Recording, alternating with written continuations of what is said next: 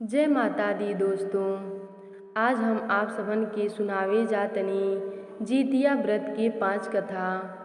एक कथा के जीतिया व्रत में सुनने से आप सबके पुत्र की आयु लंबी हुई और भगवान जीमुत बाबा की कृपा उन पर हमेशा बनल रही। आप सबन ये 5 कथा के जीतिया व्रत में जरूर सुनब जान। आई जान कथा शुरू कइल जा। धार्मिक कथा के अनुसार बतावल जात है कि एक विशाल पाकड़ के पेड़ पर एक चील रहत रहल। उसी पेड़ के नीचे एक सियारन भी रहत रहल। दोनों एकदम पक्का सहेली रहली। दोनों कुछ महिला के देख के जीतिया व्रत करे के संकल्प लेहली और दोनों जने जीतिया के व्रत के दिन जीवतिया के व्रत कइने लोगन। जब वो लोग व्रत रहने लोगन तो जंगल में एक मुर्दा के दाह संस्कार करे आइल रहने आदमी। मुर्दा देख के सियारन खुद के रोक ना पौली और ओ लोगन के गईले के बाद सियारन लगली हड्डी और मांस खाए। ए वजह से उनकर व्रत टूट गई, लेकिन चील संयम रखली और अगले दिन नदी में स्नान करके गौशाला में जाकर दूध पी के आपन व्रत तोड़ली। ऐसे ही कुछ समय बीत गई और दोनों जने के मृत्यु हो गई।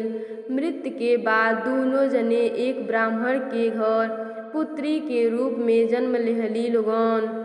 उनके पिता के नाम भास्कर रहल। चील बड़ बहिन भैली और सियारन छोट बहिन भैली। चील के नाम सिलवती रखल गईल और सिलवती के शादी बुद्ध शेर के साथ हो गईल, जबकि सियारन के नाम कपूरावती रखल गईल और उनकर शादी उस नगर में राजा मलाई केतु के साथ हो गईल। भगवान जीमुत वाहन के आशीर्वाद से सिलवती के साथ पुत्र भइने। कपूरावती के घर में भी पुत्र जन्म लें, लेकिन जन्म लेते ही मर जा। कुछ समय बाद सिलवती के सातों पुत्र बड़हन हो गईने और उ सब राज दरबार में जाके काम करे लगने। कपूरावती के मन में उनके देख के ईर्ष्या और जलन होखे लगल।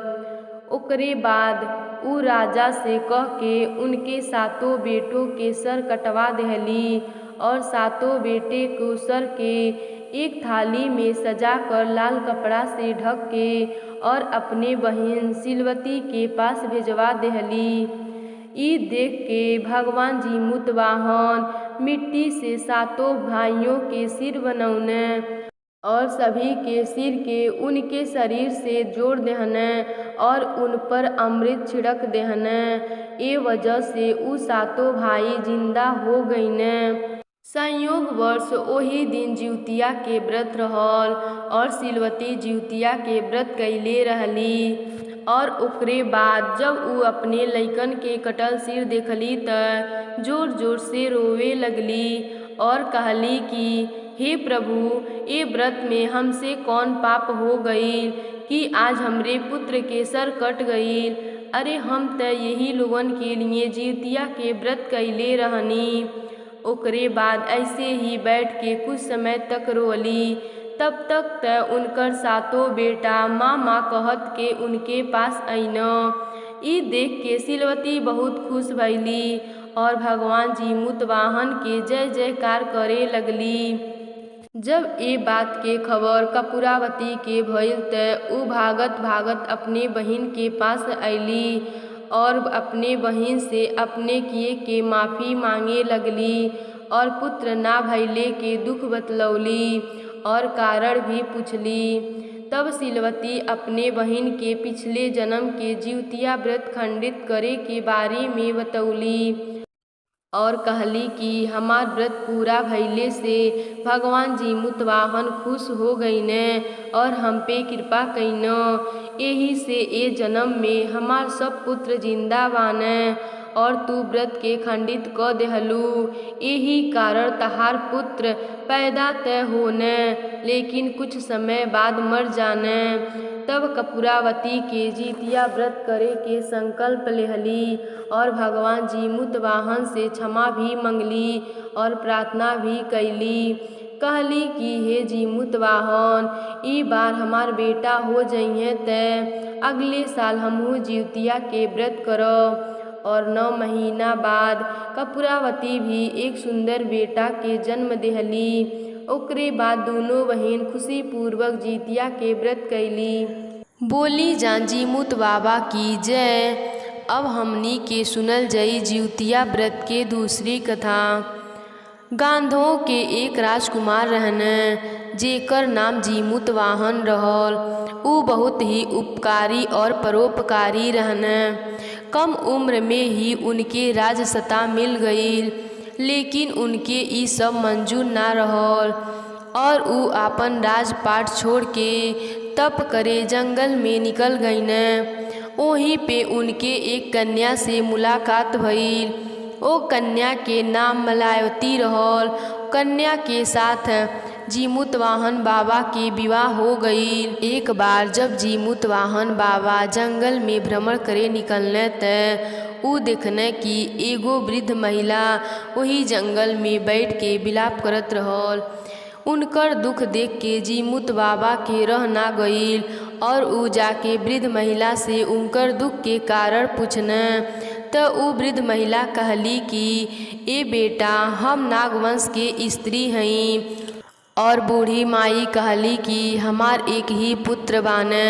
पंछी राज गरुड़ के सामने प्रतिदिन खाए के लिए एगो नाग सौंपे के प्रतिज्ञा है, जेके अनुसार आज हमरे पुत्र शंखचूड़ के भोजन करे के दिन है। आप बताई बेटा, हमार एकलौता पुत्र बाने, अगर आज गरुड़ जी उनके खा लिए त हम केकरे सहारे आपन जीवन व्यतीत करब। बूढ़ी माई के बात सुन के जीमूतवाहन के बहुत दुख भइल और ऊ कहने कि हे बूढ़ी माई, आप अपने घर जाई। जब पक्षी गरुड़ अइहें त हम उनसे बात कर ले। बूढ़ी माई अपने पुत्र के लेके अपने घर चल गईली और जीमूतवाहन बाबा स्वयं के लाल कपड़ा से ढक के और शिला पे लेट गईने।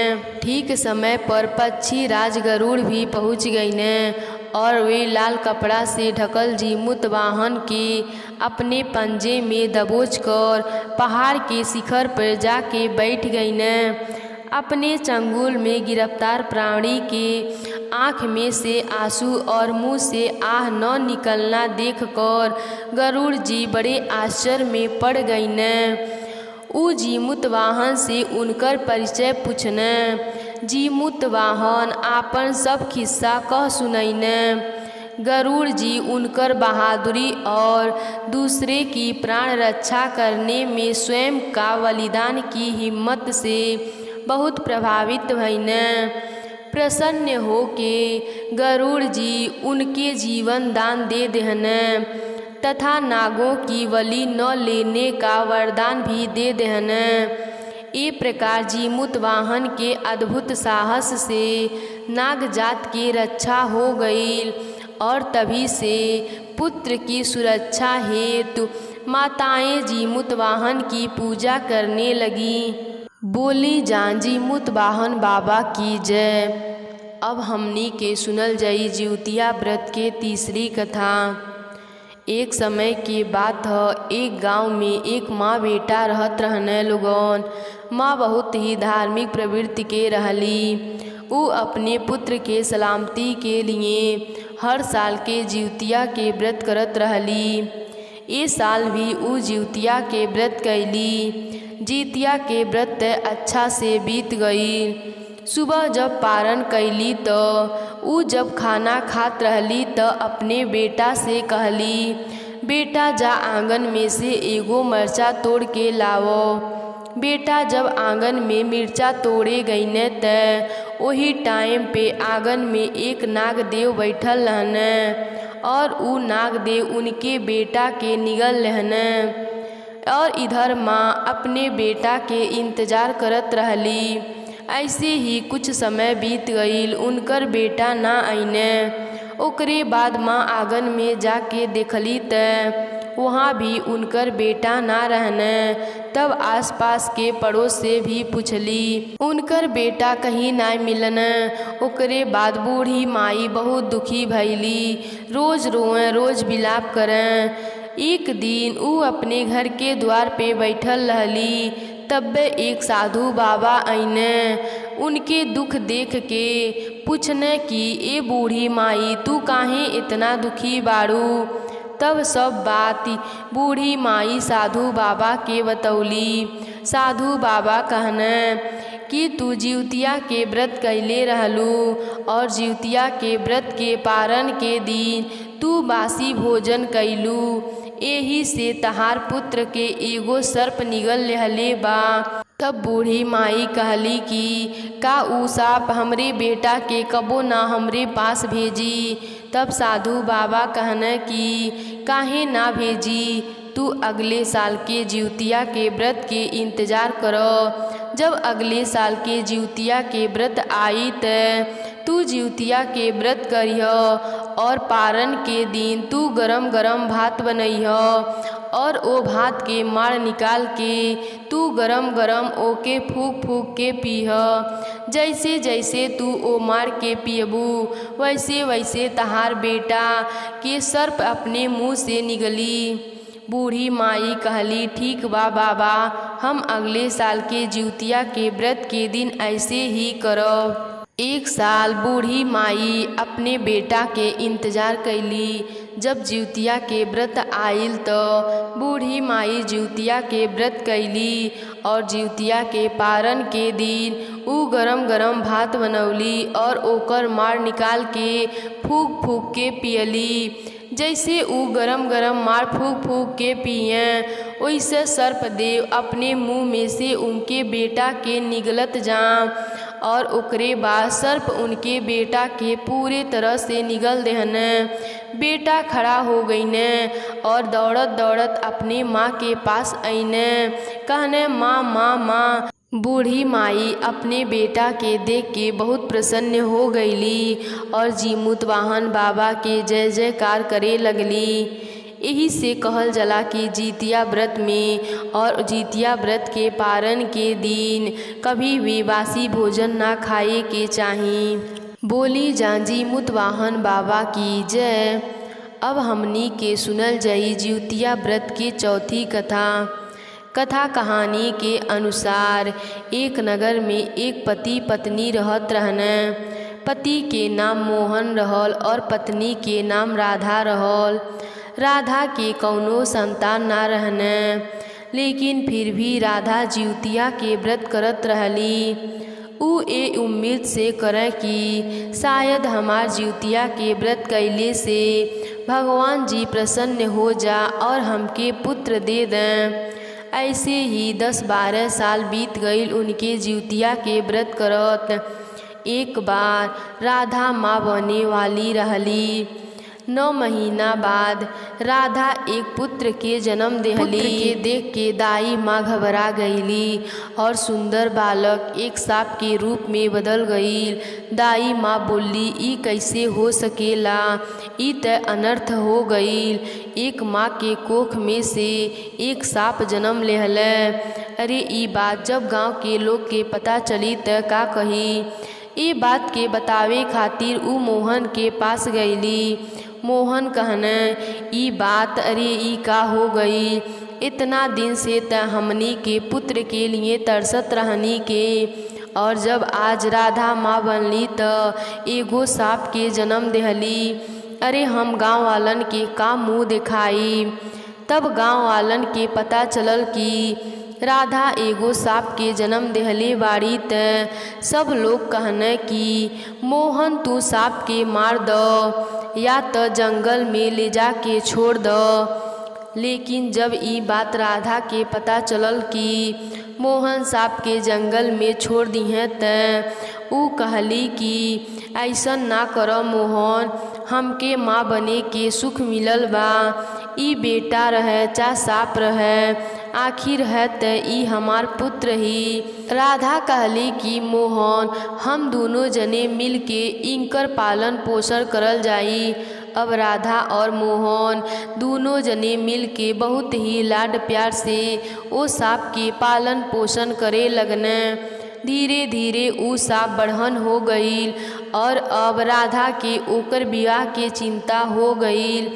राधा मोहन से कहली कि आप हमरे पुत्र के लिए जाई कहीं विवाह ढूंढ के लाई और एक सुंदर कन्या के साथ अपने पुत्र के विवाह कर दियल जा। मोहन कहने कि तू पागल तय नाई हऊ, हमनी के सांप रूपी पुत्र से के विवाह करी।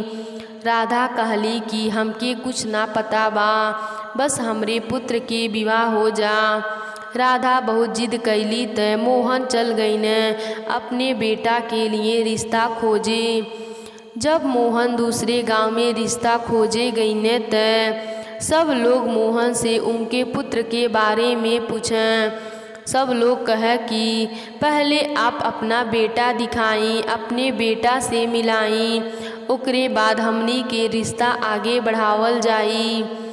मोहन का करें बेचारा, इधर उधर भटकत रहने। तब एक गांव में गईने। ओ गांव में एक बूढ़ बाप रहने और उनकर एगो पुत्री रहली। वो बूढ़ बाप बहुत ही गरीब रहने। ऊ तय बस दिन गिनत रहने और कहत रहने कि केहू आवत और हमरे कन्या से विवाह क लेत तय हमरे सर पर के बोझ हट जात। जब ये बात के पता चलल मोहन के तय मोहन उनके घर गईने और उनके बेटी से अपने बेटा से विवाह करे के कहने तय वो बूढ़ बाप न कुछ पूछने और ना कुछ सुनने तुरंत तैयार हो गईने और अपने बेटी के मोहन के साथ भेज देहने। उनकर बेटी अली और सांप रूपी बेटा के साथ वो लड़की के विवाह हो गई। वो बेटी भी बेचारी का करें, ना घर अपने जा पावें न ही यहाँ खुशी से रह पावें। ऐसे ही धीरे धीरे कुछ समय बीत गई। एक बार वो अपने सखी से बात कैली। उनकर सखी कहली कि तू जिउतिया के व्रत करो, शायद जिउतिया के व्रत से भगवान तारे ऊपर कौनो कृपा करें। तू अपने पति के लिए जिउतिया के व्रत करो। ओकरे बाद ऊ लड़की जिउतिया के व्रत कैली।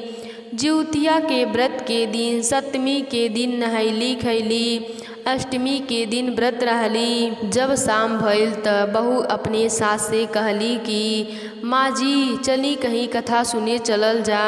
उनकर सास कहली कि कथा जिउतिया पे कथा सुनल जला का। ऊ कहली हाँ माँ जी, आप भी तो जिउतिया के व्रत रहेनी, जिउतिया के व्रत में कथा ना सुनेनी का। ऊ कहली ना, हम जिउतिया के व्रत में कथा ना सुनेनी। ओकरे बाद दोनों जने कथा सुने चल गईने लोगन। जब दोनों जने कथा सुन के आवत रहने लोगन त रास्ता में एगो साधु बाबा मिलने। बहू साधु बाबा के प्रणाम कैली और तब साधु बाबा उनकर हाथ देख के कहने कि बेटा तहार एगो सांप के साथ विवाह भइल बा।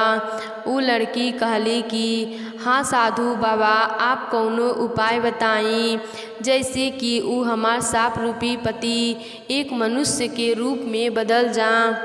तब ऊ बाबा कहने कि बेटा ऊ लड़का तो एक पुत्र के रूप में ही जन्म लेहले, लेकिन राधा के गलती के वजह से जीमूत वाहन के श्राप लगल और ऊ लड़का एगो सर्प बन गई। तब राधा कहली कि बाबा हम कौन पाप कैले बानी, अरे हमार त पुत्र नाय रहने, तब भी हम जिउतिया के व्रत करत रहनी। तब साधु बाबा कहने कि राधा तू त जिउतिया के व्रत करत रहलू, लेकिन जिउतिया के व्रत में कभी भी जिउतिया के कथा कहानी ना सुनलू। राधा कहली हाँ बाबा, हम त जिउतिया के व्रत करत रहनी, लेकिन जिउतिया के व्रत में जिउतिया के कथा कहानी ना कभी सुनले रहनी। ऊ त आज बहू कहली है त हम जिउतिया के कथा सुने चल आईनी हैं। तब साधु बाबा कहने कि राधा तू ही जाते गलती कैले बाड़ू, जिउतिया के व्रत करो और जिउतिया के कथा कहानी ना सुनो तो बहुत बड़ा दोष लगेला। साधु बाबा कहने कि तहार बहू जिउतिया के व्रत नियम पूर्वक कैले बाड़ी और जिउतिया व्रत के कथा कहानी भी सुनले बाड़ी। अगर जीमुत बाबा के कृपा होई तो तहार पुत्र एक मनुष्य के रूप में बदल जाइए। ओकरे बाद दोनों जने घर आ गईने लोगन और रात भइल दोनों जने सो गईने लोगन। सुबह उठ के देखने लोगन ते राधा के बेटा एक मनुष्य के रूप में बदल गईल रहने। ई देख के राधा और उनकर पति और उनकर बहू तीनों जने बहुत प्रसन्न भइने लोगन और ओकरे बाद जीमुत वाहन बाबा के धन्यवाद कइने लोगन और उनकर पूजा पाठ करके अच्छा तरीके से पारण कइने लोगन। ओकरे बाद दोनों जने मिल के हर साल के जिउतिया के व्रत नियम पूर्वक करे लगने लोगन और जिउतिया व्रत के कथा कहानी सुने लगने लोगन। तो बोली जान जीमुत वाहन बाबा की जय। एक नगर रहल, ओ नगर में एक राजा रहत रहने।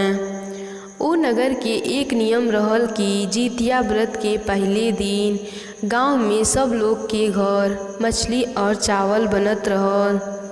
जिउतिया के व्रत आयल तो एक दिन पहले सब गांव वालों के घर मछली और चावल बनल रहल। रानी के घर भी मछली और चावल बनल रहल। रानी जिउतिया के व्रत करे वाली रहली। रानी माँ बने वाली भी रहली। रानी जब मछली और चावल खात रहली तो उनके सामने एक कुतिया आके बैठ गई। कुतिया भी माँ बने वाली रहल। रानी मछली और चावल खात रहली तो कुतिया के बहुत मन करे कि ऊ भी मछली और चावल खा, लेकिन रानी अपने खैले के आगे कुतिया के मछली और चावल नाई देहली। रानी बहुत घमंडी रहली। उनके जानवर के खाना देहल अच्छा नाई लगत रहल, ए लिए वो कुतिया के खाना नाई देहली। कुतिया सोचले कि चलो कौनो बात नाई, रानी नाई मछली दे तड़ी तो रानी जौन मछली खाके ओकर काटा फेंकिए वो मछली हम खाके आपन पेट भर ले। लेकिन रानी मछली खा लेहली और मछली के काटा के जमीन में गड़वा देहली। ई देख के कुतिया बहुत दुखी हो गईल और कुतिया रानी के श्राप दे देहले कि जौन तारे पेट में बच्चा बा ऊ भरभितनी पैदा होई। कुतिया श्राप दे के रानी के वहाँ से चल गईल। 9 महीना के बाद रानी एक सुंदर लइकनी के जन्म देहली। लइकनी तो बहुत सुंदर रहल, लेकिन वो बढ़त नाई रहल। धीरे धीरे देखते देखते 18-19 साल बीत गईल, लेकिन वो लइकनी बढ़ल नाई। वो लइकनी भरभितनी के भरभितनी ही रह गईल। ये बात से रानी और राजा बहुत दुखी रहने लोगन। वो लोगन सोचने कि अगर हमार लड़की नाई बढ़ी त एकर शादी ब्याह कैसे हुई, और एकर शादी ब्याह नाई हुई तो गांव समाज का कही हमनी के। राजा और रानी अपने लइकनी के ले जाके जंगल में छोड़ दहने और घर आ गईने। वो लड़की भरभितनी ओके तक केहू देख ना पावे जल्दी से, लेकिन वो सब कुछ देख ले और घर के पूरा काम भी अच्छा से कर ले। बस कुतिया के श्राप लगल रहल और ऊ लइकनी भरभितनी हो गई रहल। बाकी सब गुण ओकरे अंदर रहल। ऊ बहुत रोवे और रोवत रोवत जंगल किनारे एक गांव में चल गईल। ओ गांव में एक घर रहल। ओ घर में बाप बेटा रहत रहने। बाप बेटा दोनों अपन काम उम करके खा बना के और अपने अपने काम पर निकल जात रहने। ओकरे बाद ई लड़की चुपके से ओ घर में जात रहल और घर के सारा काम कर ओर के, बर्तन उर्तन माज के, सब सफाई कर ओर के, और जौन बचल कुचल रहत रहल ऊ खा पी के और फिर धीरे से निकल आवत रहल और जंगल में आके बैठ के रोवत रहल। ऐसे ही करत करत कुछ समय बीत गईल। एक बार बाप बेटा दोनों जने घर एक साथ आइनो। बाप बेटा दोनों जने एक दूसरे से पूछने की का बेटा तू घर के सब काम क देहल। बेटा कहने नाई पापा हम नाई कैले वानी। फिर बेटा कहने पापा तू का घर के सब काम क देहल। बाप भी कहने नाई हो हमहू नइखी कैले। फिर दोनों जने सोचने कि आखिर हमनी के घर के काम ना कैले वानी के तो ई घर के काम के कैले बा। ओकरे बाद दोनों जने विचार कइने कि आज चुपके से घर में रहल जा और देखल जा कि ई घर में के आके पूरा काम क देता और हमनी के पता भी ना चलता। दोनों जने काम के बहाना करके घर के दरवाज़ा बंद करके और घर में ही छिप गईन। ओकरे बाद उ भरभितनी लइकनी घर में आइल और घर के सब काम करे लगल। ओकरे बाद दोनों जने के जब घर में आवाज़ सुनाई देहल त दरवाज़ा खोल के अंदर जाके देखत न लोगन त एक बहुत ही छोटहन लइकनी घर के सब काम करतिया और सब काम कइला के बाद खाना खात रहल। दोनों जने हाथ पकड़ के पूछने कि तू के हऊ और हमनी के घर के सब काम काहे क देलू। उ लइकनी सब बात बतौल कि हम बढ़े नी नाय और हमार नाम भरभितनी हो गईल बा। इससे कि हमार मम्मी पापा बहुत परेशान हो गईन और हमके जंगल में ला के छोड़ देहन। ई बात सुन के उ दोनों बाप बेटा के बहुत दुख भइल। ये बात के पता लगावे खातिर उ एक साधु महात्मा के पास गईन। वहाँ पे जाके उ सब बात साधु महात्मा के बतौन तो तब साधु बाबा बतैने कि ए लइकनी पर एक कुतिया के श्राप लगल बा और साथ ही जीमुत वाहन के भी श्राप लगल बा। काहे कि एकर माई जितिया के व्रत रहल और जितिया के व्रत में उ जीव जंतु के भोजन ना देहल। ए लिए जीमुत वाहन के भी श्राप ए लइकनी पर लगल बा। फिर वो बाप बेटा पूछने कि आखिर एकर कौनो उपाय बताई बाबा। तब वो बाबा कहने कि ये लइकनी के लेके घर जा और घर जाकर मछली और चावल बनवाओ और पूरे गांव के कुत्ता और कुतिया के बुला के ला के खाना खिलाओ।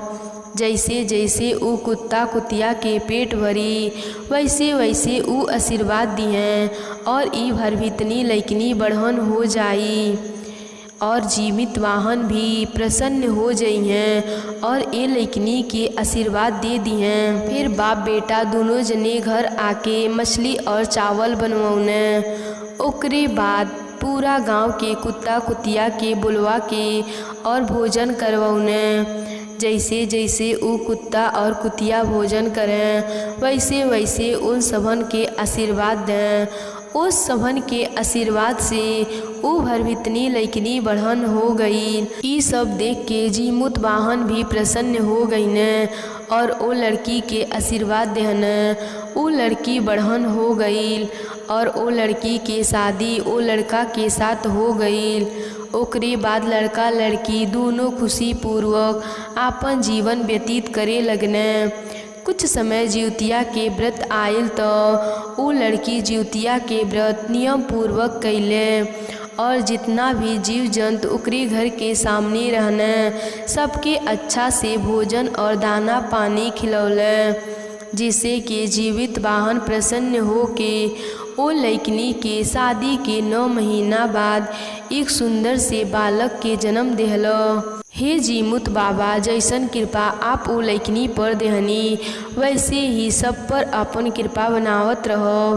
तब बोली जान जीमुत वाहन की जय।